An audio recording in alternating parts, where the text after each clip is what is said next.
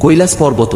মহাদেব গভীর সমাধিতে বসে আছেন, শান্ত মুখ, চোখ বন্ধ, চারপাশে নীল আভা। আদি শক্তির আলো ধীরে ধীরে মহাদেবের দেহ থেকে আলাদা হয়ে যাচ্ছে। সমাধিস্থ মহাদেব একা বসে আছেন, চারপাশ নিঃশব্দ ও শূন্য, বাতাসে হালকা ধোঁয়া, বিষণ্ণ ও নিঃসঙ্গ পরিবেশ। বৈকুণ্ঠ লোক।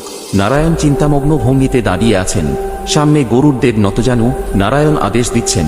গরুড় দেব আকাশ থেকে নেমে আসছেন। নিচে পাহাড় ও জঙ্গল। নাগরাজ বাসুকীর দিকে ঝাঁপিয়ে পড়ছেন। ভয়ঙ্কর যুদ্ধ। গরুড় ও বাসুকী লড়াই করছে। বাসুকী আহত।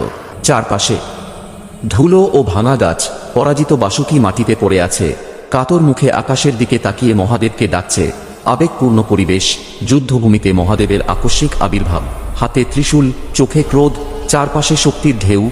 গরুড় সামনে দাঁড়িয়ে। আকাশে নারায়ণের আবির্ভাব। মহাদেব ও গরুড়ের মাঝখানে অবস্থান শক্তির ঘূর্ণি। মহাদেব ও নারায়ণের ভয়ঙ্কর যুদ্ধ। নারায়ণ মহাদেবের কণ্ঠ চেপে ধরেছেন, গলায় স্পষ্ট দাগ। শক্তির বিস্ফোরণ। ক্রুদ্ধ মহাদেব ত্রিশূল দিয়ে নারায়ণের বক্ষ আঘাত করছেন। বজ্রপাত, অন্ধকার আকাশ। মহাদেব অনুতপ্ত। মুখে নারায়ণের বক্ষে হাত রেখে ক্ষত সারাচ্ছেন। ক্ষত থেকে সোনালি আলো বের হচ্ছে। পরিবেশ ধীরে শান্ত। নারায়ণ মৃদু হাসি দিয়ে মহাদেবকে বোঝাচ্ছেন। দুজনের চারপাশে ঐশ্বরিক আলো। জগতের ভারসাম্য ফিরে আসছে।